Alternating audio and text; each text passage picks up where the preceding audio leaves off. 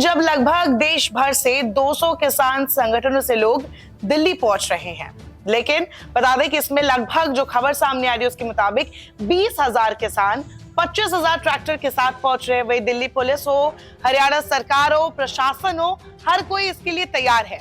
दिल्ली में लगभग देखा जाए तो हजारों की संख्या में पुलिस बल तैनात किया गया है, बॉर्डर्स बंद कर दिए गए हैं। वही किसान संगठन के जो लोग हैं, चाहे वो मजदूर हो, किसान हो, वो भी दिल्ली पहुंच रहे हैं। लेकिन इससे पहले यानी कि 12 फरवरी को किसानों के बीच और केंद्र सरकार के बीच यानी कि केंद्रीय मंत्रियों के बीच एक अहम दौर की बैठक हुई। ये दूसरी बैठक थी। इससे पहले 8 फरवरी को एक खास बैठक हुई थी जिसमें काफी विस्तार से चर्चा किया गया था। अब इस बैठक में जो कि 12 फरवरी को किया गया, इसमें सरवण सिंह पंधे जो कि किसान नेता है, इनके साथ जगमीत सिंह और कई और लोग भी मौजूद थे। इसके अलावा वही केंद्रीय मंत्रियों में अर्जुन मुंडा, नित्यानंद राय और पीयूष गोयल जैसे मंत्री मौजूद थे। एक दो इसमें और सरकार की तरफ से प्रतिनिधित्व कर रहे थे नेता। इस पूरी मीटिंग में किसानों की तरफ से कई मांगे उठाई गई।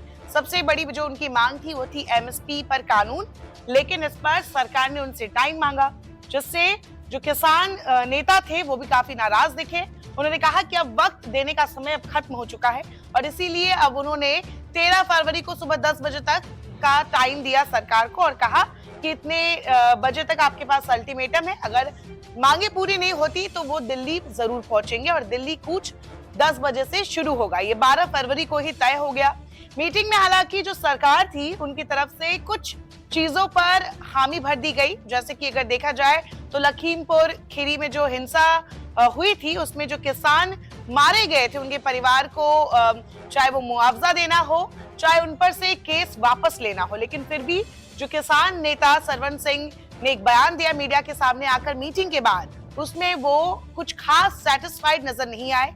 सरकार से बात करने के बाद उन्होंने क्या कुछ कहा, पहले आप वो सुनिए। समक्ष हमने एजेंडा रखा था देश के किसान और खेत मजदूर के लिए। उनमें से किसी बात पर ठोस निर्णय केंद्र सरकार नहीं ले सकी।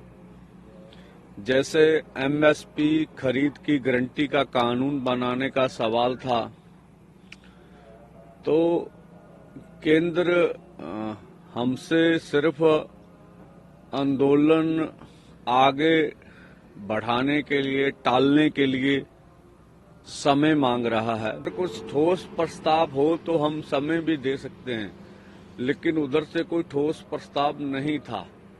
और अभी आंदोलन का ऐलान हुए भी 1.5 महीना हो गया है। उसके ऊपर हमने कहा आप ऐलान कर दें कि एमएसपी खरीद की गारंटी का कानून बनाएंगे। उसकी प्रक्रिया क्या होगी ये बाद में डिसाइड कर ले सरकार, तो हमें कम से कम ये तो इंश्योरेंस हो जाए कि सरकार की विल पावर है।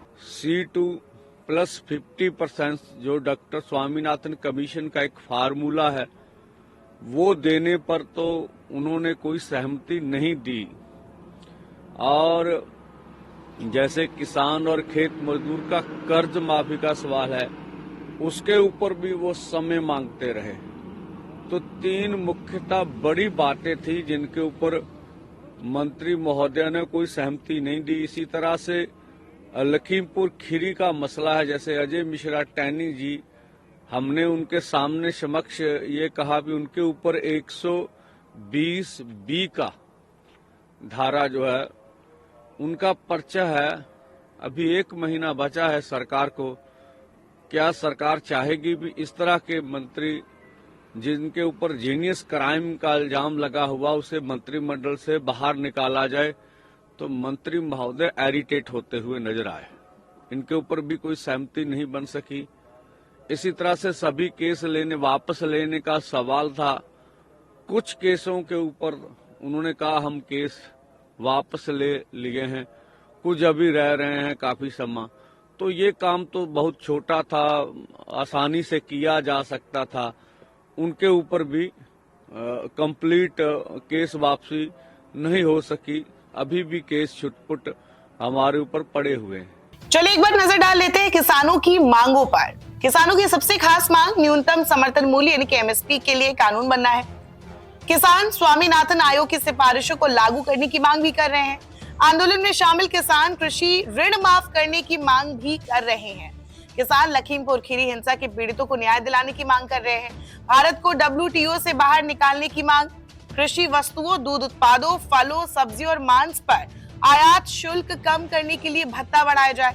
किसानों और 58 साल से अधिक आयु के कृषि मजदूरों के लिए पेंशन योजना लागू करके 10,000 रुपए प्रति माह पेंशन दी जाए। प्रधानमंत्री फसल बीमा योजना में सुधार के लिए सरकार की ओर से स्वयं बीमा प्रीमियम का भुगतान करना, सभी फसलों को योजना का हिस्सा बनाना और नुकसान का आकलन करते समय खेत एकड़ को 1 इकाई के रूप में मानकर नुकसान का आकलन करना। भूमि अधिग्रहण अधिनियम 2013 को उसी तरीके से लागू किया जाना चाहिए और भूमि अधिग्रहण के संबंध में केंद्र सरकार की ओर से राज्यों को दिए गए निर्देशों को रद्द किया जाना चाहिए। कीटनाशक, बीज और उर्वरक अधिनियम में संशोधन करके कपास सहित सभी फसलों के बीजों की गुणवत्ता में सुधार किया जाए। एक तरफ जहां पूरी दिल्ली में 1 महीने के लिए 144 लागू कर दिया गया है, वहीं अगर किसानों की बात करें तो जो पुराना आंदोलन था उसमें जिस तरीके राकेश टिकैत और बाकी बड़े संगठन थे वो इसमें मौजूद नहीं है। हालांकि इसमें भी लगभग 200 दूसरे दल है, जैसे कि ऑल इंडिया किसान सभा इस आंदोलन में अभी हिस्सा नहीं ले रहा है। हालांकि इसने भी यही कहा था जब स्वामीनाथन को बीते दिनों भारत रत्न देने का ऐलान किया गया कि भारत रत्न तो दे दिया, लेकिन उनकी जो सिफारिशें थी उनको सरकार अब तक लागू नहीं कर पाई। इसी तरीके से 16 फरवरी को भी संयुक्त किसान मोर्चा की तरफ से भारत बंद का आह्वान किया गया। इस दिन किसान मजदूर पूरे दिन काम नहीं करेंगे। तो इस तरीके से कुल मिलाकर अभी कुछ दिनों तक किसान लगातार सरकार के खिलाफ डटे हुए हैं और उनकी मांगे इस बार यही कहा जा रहा है कि उनकी मांगे इस बार सरकार को माननी पड़ेगी। इसमें एक खास बात है जो कि इस 12 फरवरी को मीटिंग में भी कही गई कि अजय टेनी, जो कि लखीमपुर खीरी में जो हिंसा हुई थी उस दौरान अजय टेनी का नाम सामने आया था, जो कि बीजेपी के नेता है, उनको कैबिनेट से बर्खास्त करने की मांग की गई है। हालांकि सरकार के पास अब सिर्फ 1-1.5 महीना बचा है इस पूरे कार्यकाल में, तो किसान लगातार कह रहे हैं कि ये मांग भी पूरी होनी चाहिए। लेकिन सरवन सिंह ने यह भी कहा कि किस तरीके से सरकार का रुख या केंद्रीय मंत्री जिनसे उनकी मीटिंग हुई थी उनका रुख इस पर कुछ खास स्पष्ट नहीं हो पाया है। भाई अगर बात करें कि ये स्वामीनाथन आयोग की रिपोर्ट क्या है, तो आपको बता दें ये हरित क्रांति के जनक थे और कृषि वैज्ञानिक, जो कि पिछले साल ही इनका निधन हुआ। इस साल 2024 में प्रधानमंत्री नरेंद्र मोदी ने हाल ही में भारत रत्न देने का ऐलान किया और इसके बाद काफी चर्चा हुई।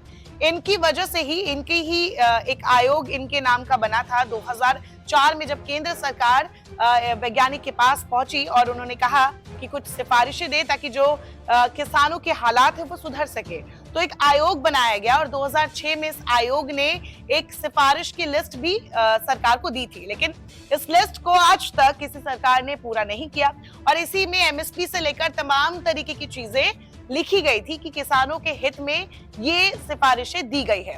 अब किसान लगातार इन्हीं मांगों को पूरा करने की बात करते आ रहे हैं।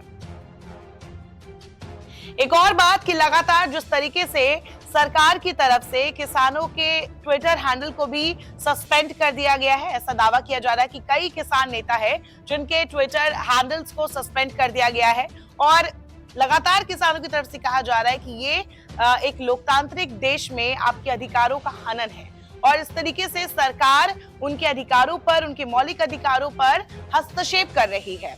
और किसानों की तरफ से और ऐसे कई दावे किए जा रहे हैं कि जिस तरीके से सरकार गांव में पहुंच रही है, जिस तरीके से पुलिस फोर्सेस पहले से तैयार है और जिस तरीके से सरहदों में चाहे वो हरियाणा का बॉर्डर हो चाहे वो दिल्ली का बॉर्डर हो, जिस तरीके से पुलिस बल तैनात किए गए हैं, जिस तरीके से तैयारी की गई है, ऐसा लग रहा है जैसे कि ये कोई आंदोलन नहीं बल्कि कोई जंग चलने वाली हो। इसीलिए किसान अब डटे हुए हैं। अब हालांकि देखना होगा कि आने वाले दिनों में क्या ये टेंशन बढ़ती है कि क्या सरकार किसानों की मांगे पूरी करती है या फिर यह आंदोलन यूं ही चलता रहता है।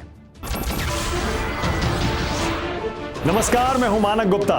अगर आपको हमारा ये वीडियो पसंद आया हो तो इसे लाइक और शेयर जरूर करें और हां, हमें सब्सक्राइब और फॉलो करना ना भूलें ताकि आप देश और दुनिया की कोई खबर मिस ना करें। तो जुड़े रहिए हमारे साथ और देखते रहिए न्यूज़ 24।